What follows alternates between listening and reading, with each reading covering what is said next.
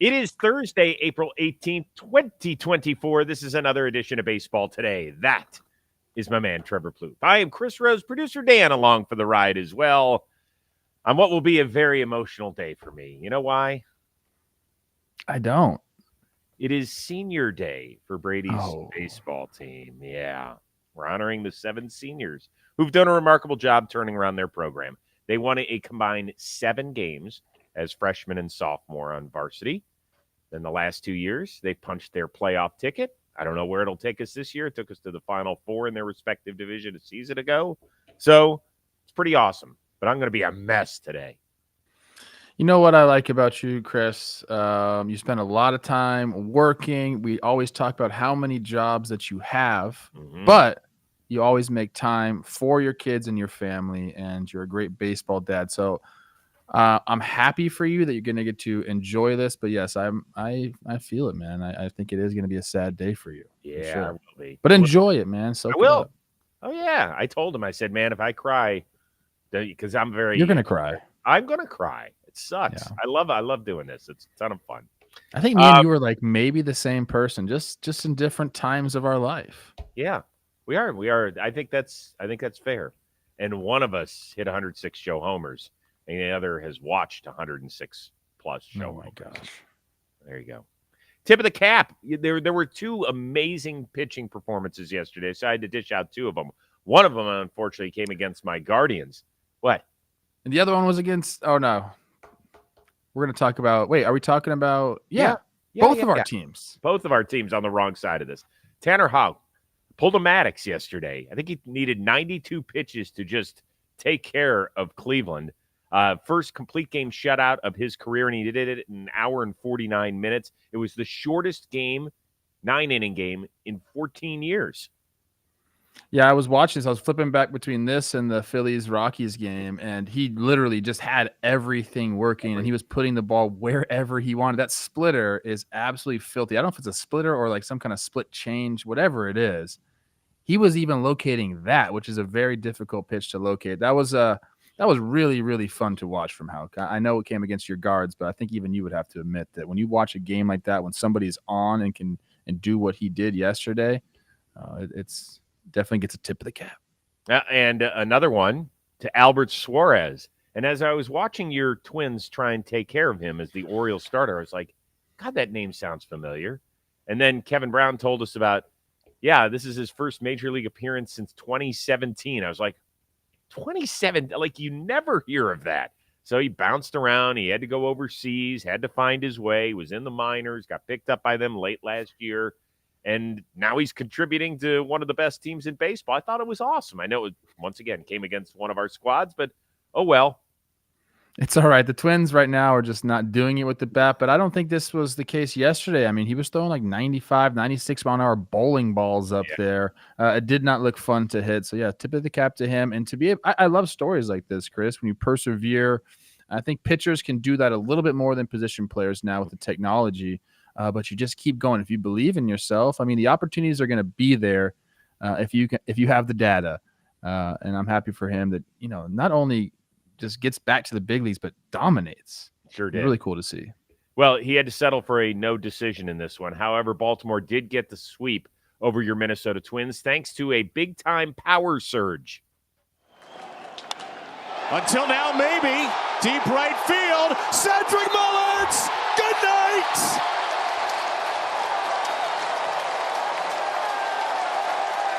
Sweet dreams, Minnesota. Oh my God, good line there. Woo. So Baltimore on a nice little run, thanks to the long ball. Do you think that 1 through 9 we're looking at the best lineup in the American League? I think they're up there, Chris. I don't know if I'm ready to give them best 1 through 9. Definitely not in the big leagues. The AL is a different story there. I think the Braves run away with it. I know. Okay, so I think there's a couple teams that are in competition, and I think I'm going to go with one that I'll give the edge to slightly, and I'm going to go with the Houston Astros. I know what their record is right now. They're 6-12, or even worse than that, maybe 6-14. But I believe over the course of the season, that lineup is very strong and will continue to be strong. With the Orioles, it's a great lineup. I mean, again, it's in contention for one of the best. I'll probably put them at number 2, I think. I tend to side with a little bit of the veteran aspect in this regard over a full 162. Although this team does not play like rookies or young guys. They're very dynamic and they have power and speed and can do all these things. But I'm going to go with the tried and true, been there, done that Houston Astros. And by the way, right now, as we speak, I believe they have identical OPSs. I believe they're both sitting right at 769. And they are respectively tied for 3rd in all of baseball in OPS. Yeah, I don't have a problem with you going with the veteran-laden lineup. I mean, I think you could probably go with Texas, although they are also Texas was number 3 for me. They're also riding high with a couple of guys, that are still considered rookies in that lineup. Here's the thing I love about Baltimore's offense. I feel like there's 4 or 5 guys that could carry them at a time. Like, right? I mean, there's so many ebbs and flows to a season. One week it could be Gunnar Henderson. I mean, he's homered in 3 straight games. Adley Rutschman can definitely do it. I mean, they have got guys all over the place, and there's more coming. I mean, we know that. Colton Cowser has had his moment in the sun already as a young player. And we talked about it with the arrival of Jackson Holliday. He could just kind of be him, and he could stink for a while, and nobody's going to be like, oh, man, look what's happening here. Because it just, like, whatever he gives them at this point is extra. And that means the team's built pretty good. No, it's an incredible line. The reason I say the Astros, I'm looking at like the main grouping of guys. I think I'm going to take the Astros. Kyle Tucker, Yordan Alvarez, Alex Bregman, Jose Altuve. I don't know if you're in the playoffs in a spot where you need to score runs, I think that's the group you go with. I guess you could probably pick some of the Dodgers, some of the Braves, but definitely in the AL, I think that's like the best 4 that you have. I don't know if the Orioles necessarily have something like that. Now they got some star players, but like there's nobody like Yordan on the Orioles. No. Not yet. Although I'll tell you this, man, the more I watch Gunnar Henderson, he's a freak, bro. He's a freak. I know. Like, he is the one guy, I think he's the guy I would try to sign. Now, he's a Scott Boras client, but it is pretty early on. You've got new ownership, a guy who wants to spend money apparently, and a guy who's from Baltimore, and it would make nothing better in that town, in the Charm City, than if you could wrap up Adley Rutschman and Gunnar Henderson right now. Yeah, you know what? I mean, you're right. And his swing, the swing that we just showed, it's everything you want in the baseball swing. So I'm high on Gunnar Henderson. I really am, but I don't know if there's anybody I'm higher than Yordan Alvarez. No. I think that's fair. And I'll go with Texas, but just slightly. You're saying Texas 1 through 9? I think so. Once Nathaniel Lowe comes back, okay. Because I like his bat in that lineup. It's pretty good. It's a fun one to watch. I can tell you that. Baltimore's not far off, though. They're good for you guys. You went through some crappy years, so good. Enjoy this. Hold on. I mean, just before we move on, the Braves.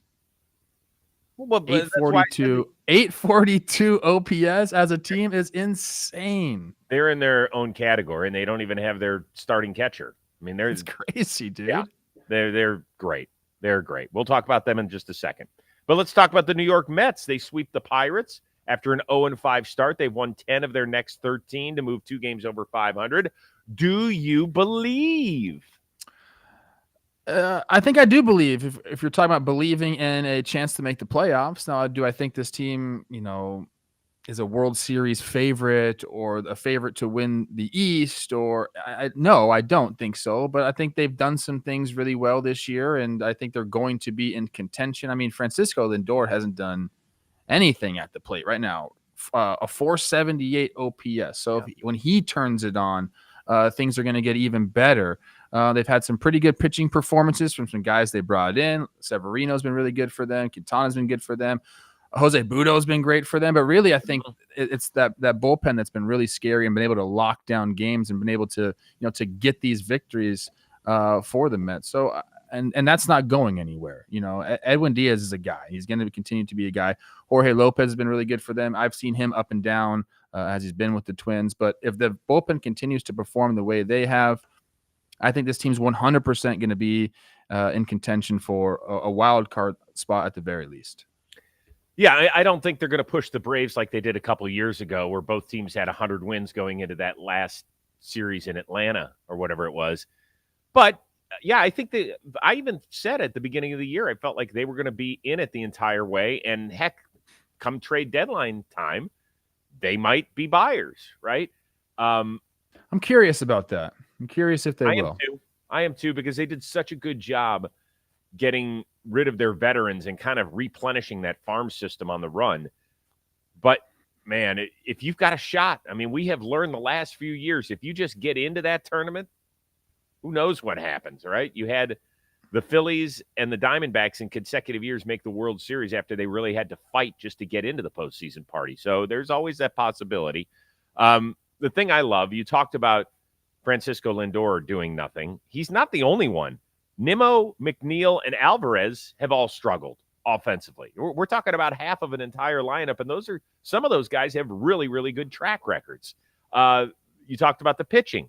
The starting rotation has done it without their best pitcher in Kodai Senga, right? We don't know exactly when he's going to come back, but they feel like it's not going to be too late after that 60-day IL stint, which evaporates at the end of May. So you're talking about hopefully early to mid-June at the latest where he starts contributing.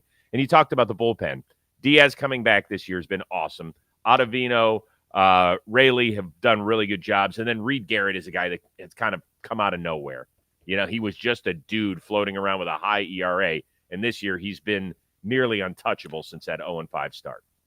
Yeah, and when you have a bullpen that can lock down the games, that means so much to a team. When you're blowing games, at the end, the momentum goes away. The feeling in the clubhouse is different. So that bullpen really helps out. And then when you have some of the regulars in the lineup struggling, you find guys like DJ Stewart, who's having a really great start to the year. Stearns bringing over Tyrone Taylor. And he's, been a nice serviceable fourth outfielder for them. Not serviceable. He's been really great. He's been great this year. When you have the regulars struggling, you have the guys at the end of your lineup picking up the slack. I mean, that's how you start to run these things, and that's how you sustain a winning season. So, I mean, right now the Mets have the formula.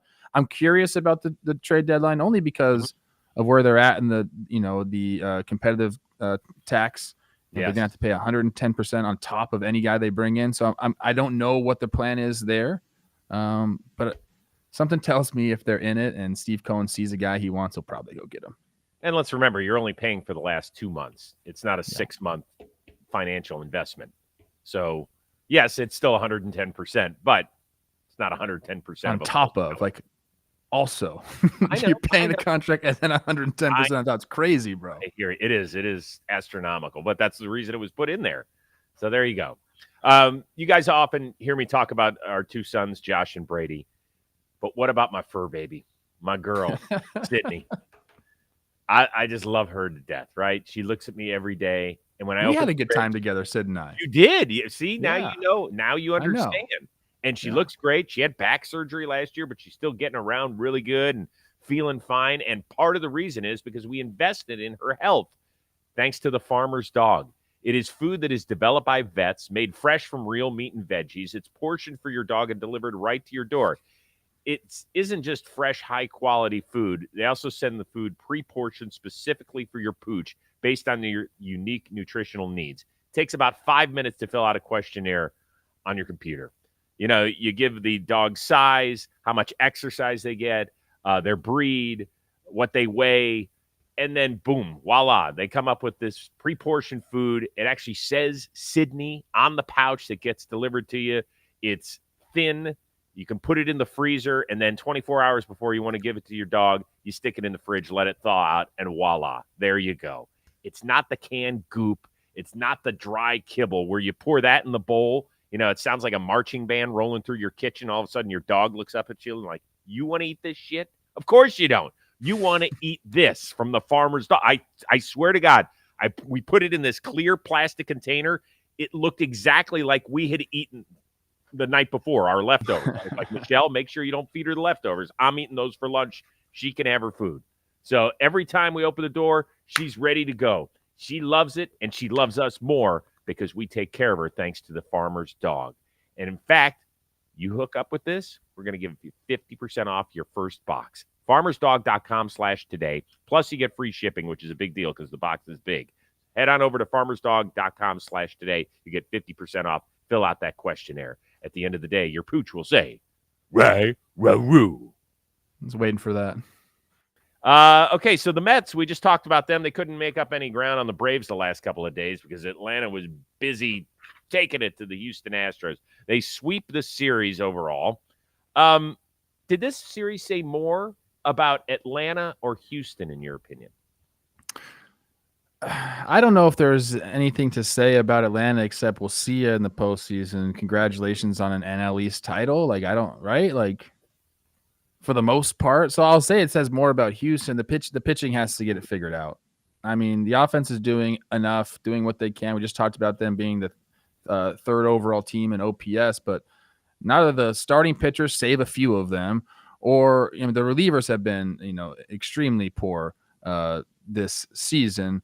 Ronel Blanco and Javier have been good for them, but every other pitcher has struggled. So I don't know when that's going to turn around. You get Framber back at some point. Is JV going to be the savior? But something has to click with the pitching staff, Chris. I believe in 12 of their 20 games, they've given up 5 or more runs. It's just not a recipe for success, and that's why they are sitting right now at what? 6-14? Until they turn that around, I mean, you can have this juggernaut offense that we talk about, and you're just going to be hard-pressed to win games, especially win series. So, I mean, I've been trying to hold on to this Astros team and give them the benefit of the doubt, and I think I will continue to, but they got to figure something out with the bullpen, which seems crazy to me when you look at the names. I would say to myself, they're going to figure it out at some point. It just hasn't happened yet. And then, the guys they've been bringing up, we're used to Houston bringing up guys, whether it's in the lineup or the rotation where they bring them up, we're like, oh, these guys are just going to be stars. They're going to be great, plug and play. That hasn't been the case this year. And I don't know if JV is going to be the guy that everyone thinks he's going to be and save this team. I hope so. Well, we'll find out Friday when he makes his season debut. I want you to listen to something. They talked to Alex Bregman, who's been one of their team leaders and has been through everything with this franchise over the last 8 years or so. I want you to listen to him after getting swept against the Braves. I think guys here know that we need to execute better and play better as a team and in all facets of the game. And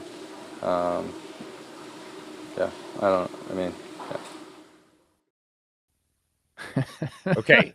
Now that's one of the swaggier guys in the building. And I know it sucks when you're 6-14, and I don't expect you to have your head held high and being a rah-rah dude after you get swept at home. But man, you haven't heard those guys that despondent in a long time. Yeah, no, the vibe is not good. He's not playing particularly well either. I think that's kind of code word when he says, as a team, we need to find a way to execute better. I mean, that's code for saying we just need to pitch better. It's what it comes down to. You can't come out and say that. You don't want to put your teammates on blast like that. But, I mean, that's the case here, Chris. Yeah. I suppose the good news is Hunter Brown made it out of the first inning. He pitched well. I mean, yeah, I guess everybody besides right now in the rotation, besides Javier and Blanco, is just what are you going to get from them? Yeah, and listen, the good news for them is that, thank God for Blanco, by the way. Well, the good news is that nobody in the division is off to this monumental start either. So they're not like 7 or 8 games out, right? I can look right now. Yeah, not yet. They're probably a hefty way out right now. I think they're probably 3.5 or so. Okay, they're 4.5. At 6-14. At 6-14, right? So it's not a week. You cut that down to 2.5. They got time. We understand that it's April, but man, it just has not been pretty at all. We haven't seen this team like this in quite some time. Very quickly, I want to just touch 30 seconds on the Atlanta Braves because I think a team like that, because we expect it. And so when they play like this, you're like, oh yeah, it's the Atlanta Braves. And we forget it's okay to talk about great teams when they I know. are It's great. true. It's true. I'm not a fan of Marcell Ozuna personally. He is one of the most dangerous hitters right now. What he's doing is remarkable. Ronaldo Lopez, when they signed him to that $30 million deal and we were all told that they were going to put him in the rotation, we we're like, what? Like, he's been really, really good as a reliever. Why are you starting him? And he's got a 0.5 ERA. They've been spacing out his starts because the schedule has allowed that. And this is going to be the most innings he throws since the last time he was a starter, I believe in 2019. And that's when he had an ERA of almost 5.4. So they're going to be very cautious with him, to get him ready and make him ready for a full long season. But while Max Fried has struggled to figure it out the first 3 weeks, a guy like Ronaldo Lopez has just been on fire. So all that has been great with the Braves. I think Max had a good last start, I believe. Solid. So, he's picking it up. Yeah, I mean, that's the scary thing is, you look at the, the statistics in the rotation, and you look like there's room for improvement with the Braves as well. So it's even with Strider out there doing Braves things. And by the way, Ronald Acuna finally hit his first home run of the year last night. First one. He's going to go on a run now. Look out. Oh, my gosh, he is. It's going to happen. All right. Your team, Seattle, swept Cincinnati. Bryce Miller, 3 relievers, combined on a 1-hitter. And the Nats take 2 of 3 from the Dodgers in L.A. Which team from Washington, either the state or D.C., impressed you more? I did get to see the Nationals up close and personal. I went to one of the games, and they're a fun team. They got some young guys doing some things. I love watching C.J. Abrams play, even though the game that I went to in the first inning, he kind of dogged it around third base a little bit, ended up getting thrown out. I saw like right in my vantage point. I was like, he's not running hard. And then all of a sudden, the freaking third base coach was like, go, go, go, go, go. And he was banged at the plate. I'm going to go with the Mariners because I think, we were all very concerned about like what's going on with the pitching staff. The second time through, they were abysmal, and Bryce Miller was doing his thing, but a lot of the guys we expect to carry that team. I know offensively they still haven't really gotten it going enough, but we expect almost greatness from this pitching staff. They're supposed to be like probably the 1, 2, 3 best starting rotations in all of baseball, and just wasn't that way the first couple of weeks through the season. But they've picked it up. They've won 5 of their past 7 games. In that span, the starting rotation has a 1.81 ERA. Wow. And Chris, you like this. They've all pitched at least 6 innings in those outings. Love it. Love it. So the Reds came in, they were hot. They're 5th in the league in runs scored, and Seattle took it to them with that staff. So if they're turning the corner, that alleviates some pressure on the offense. Maybe the offense gets going. I want this team to be good because I think they could be so fun, Chris, and I want that for Seattle fans because they are very, very good baseball fans. It's a very good sports city up there. The rotation looks great. Bryce Miller is a freaking stud. There's a reason I'm wearing a DC cap. I'm busting out a bunch of caps I haven't had a chance to wear yet until this week. I watched them a little. I have to admit, like, there's some games every night where you tune in a little more closely, right? You like a good matchup or whatever. And it just so happened that late at night there weren't that many games on, so I got to see the Nationals play. First of all, I was thrilled to see Jesse Winker welcome back to the party. Yeah. God, did you have Looks a chance good. to talk to him? By the time I got down there was like the last group of BP, so I didn't see him or Gallo. I talked to Meneses a little bit, but those guys were already gone. Okay. Well, I think that Wink has changed his phone because I texted him for the first time in about a year, and it was green, not blue. So I think that's actually I don't want to say mean things to the green bubble people. I would be a green bubble person. I don't have a problem with that. No, but I'm just saying that doesn't that mean that he changed his number if at one point it was blue and now it's green? Probably. Yeah. No. Yes. Yeah. But there's a negative connotation with the green bubble as well. I would say that's fair. I agree with you that I don't carry that connotation, but I think it exists. I don't think there's a question about it, actually. So I'm happy to see him back. He had a fun couple of years. He started an all-star game, I believe, out in Denver a few years ago. Overall, this lineup is not great. Most of their regulars have an OPS under 620, but C.J. Abrams is balling. When he's playing as hard as he can, dude can play. And at the end of the day, we're going to look at that Juan Soto trade and be like, he wasn't going to re-sign in Washington. They offered him $440 million reportedly, and he didn't want that. So, at some point, an organization has to say, all right, we're going to move on. We gave it. Here's our best. If you're not going to take it, we understand it. We've got to move on. Mackenzie Gore, pitching well. C.J. Abrams, and he's just 23, I think. So that's going to be fun. They also have Dylan Cruz and James Woods in the minors, whom you could both see this year. And when you get those guys up here, all of a sudden we're talking about some fun dudes. It's going to take a while. It's going to be the major leagues. There's going to be an adjustment. They still need plenty more pitching. Unfortunately, Josiah Gray now on the injured list. We don't know how bad that elbow is going to be. But at least they're interesting. They're not going to finish 500. But if they somehow get to 74, 75 wins, and they find a couple of guys I like to call tent poles in an organization where you can feel like we can build around you guys, then they could be pointed at least in the right direction. So that was enjoyable to watch. Yeah, no, I'm glad you're giving them their flowers. I'm every time I see a clip of James Woods, like a highlight of him, I'm like, what? Get this guy up to the big leagues. Right. He looks ready, and he's a beast. 6'7", playing center field. Yeah, it'll be fun. Right now, I'm looking at his stats. He's only got a 1.056 through 50 AB, so he's got more to learn down there in the minor leagues. All right, we still have the funniest reaction to a major league loss perhaps ever coming your way. But first, Trevor Plouffe with a word. Where did the phrase 420 come from? Does anybody know? Is it named after a police code for marijuana violation, or is it Trev's Little League batting average? That's not nice. I'm reading this off the script. That's not nice of you. It was higher than that, okay? Higher than that. However it started, it's a real holiday on April 20th, and we're celebrating with our friends at Cushy Dreams. They're the finest in legal cannabis. They specialize in things to help you relax and chill, like smokable Delta 8, CBD flower, and some really great gummies. Their Delta 9 THC gummies contain the same type of THC as the stuff they only sell at the dispensary, and everything from Cushy Dreams is federally legal in the United States and discreetly shipped to you. Oh, yeah, there's another reason to celebrate 422. It's Cushy Dreams' 4-year anniversary. So for this big celebration, they're hitting you with a huge discount and a special giveaway. Go to Cushy Dreams. That's KUSHYDreams.com. Use the promo code JOHNBOY420. You get 30% off your next order. That's a different code than usual, and it's bigger savings. Plus, here's a special thing for our listeners. 4 people who use this special 420 promo code will be entered to win $50 in store credit. That's promo code JOHNBOY420 when you exit. That's 30% off your next order, and you get entered in the raffle to win $50 in store credit. Go to cushydreams.com and use promo code JOHNBOY420.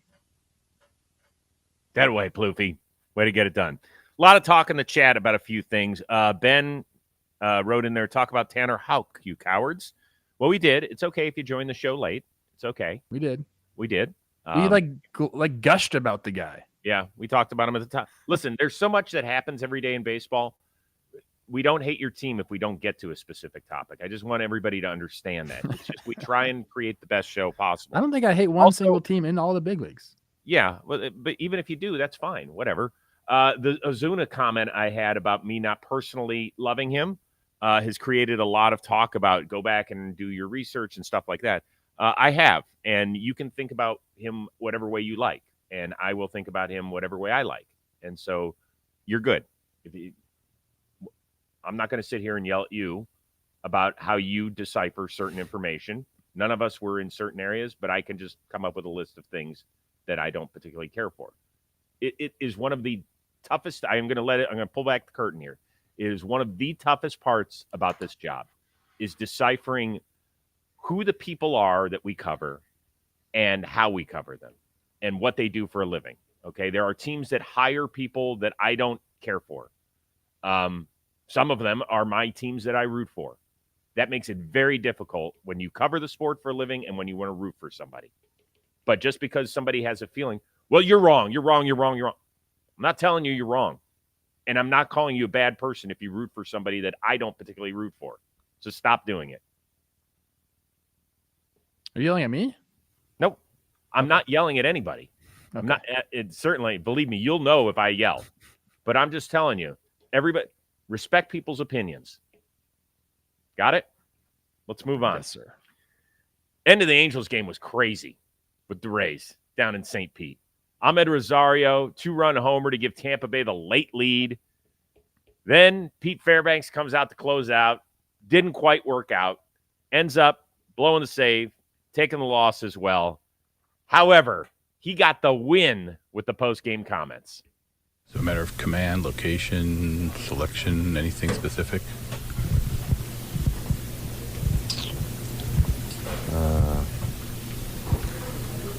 No, I thought it generally sucked. I didn't think it was a specific suck. I thought it was like an all-encompassing type of suck. So, we're going to try and rectify that. But for right now, I'm going to be pretty pissed about it. Pete, where do you kind of go from here? Is it looking at tape? Is it going through mechanics? Where do you kind of go from here? You tell me. I've tried that. If you got an answer, I'd love to hear. Just, not going to let it beat me up for, I'll maybe give it till 10. It's 9:44 right now. We'll give it 16 minutes of sulk, and then we'll, get back on the bump and figure it out. What was your favorite part about that? I just know the headspace he's in right there. I mean, you just had a horrible game. You got to stand up, and if you want to stand up in front of the cameras when you do well, you got to stand up in front of the cameras when you do poorly. It's just a funny answer because it's so true. Like at that time, at that specific moment, he's like, I don't know what's going on. It's very difficult. Now's not the time to think about specifics about why I sucked. I'm just not good right now. But then, like you said, 15 minutes from now, I'll turn the page. Let me just have this moment to get it out of myself. I'll turn the page and we'll get back to work. But that's just the baseball season. You're going to have the ups and downs, and if you can compartmentalize it and, have your moment of, like you said, sulk, have your moment of feeling down and then completely wash it. That's what you got to do. So he's got the right idea. He's hilarious. He's like a Lego guy, a comic book guy. Like he's a very heady individual. I don't know if he had that one in the bag or if that was off the cuff, but it was pretty good. It was great. It was great. The several different levels of suck. It was all encompassing suck.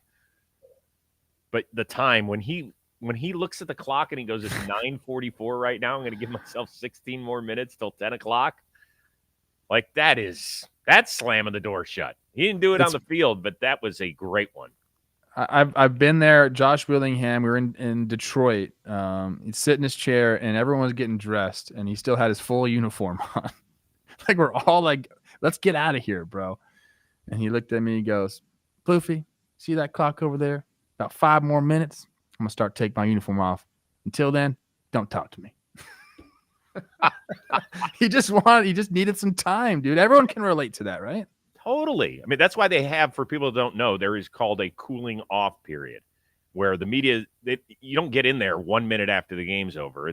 I forget if it's 10 minutes, whatever it is.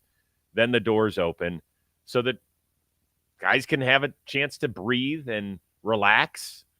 We get it. That was awesome. Pete Fairbanks, really, really good job. He has had a tough start to the year, huh? Yeah, he's had a couple of big ones. All right, we are back at it again tomorrow. Plouffe will not be here. However, former major leaguer and former co-host of the Chris Rose rotation, Stephen Brault, will be in that chair. So he'll be helping us out. So make sure you tune in. It's coming your way at noon Eastern, 9 a.m. Pacific if you want to join us on the live version. If not, we'll be available on our JM Baseball YouTube page or wherever you download your podcast. So, Plouffe, have a great time this weekend. For our one-of-a-kind producer, Dan Rourke, and the uber-talented Trevor Plouffe, I am Chris Rose. We will see you Friday here on Baseball Today.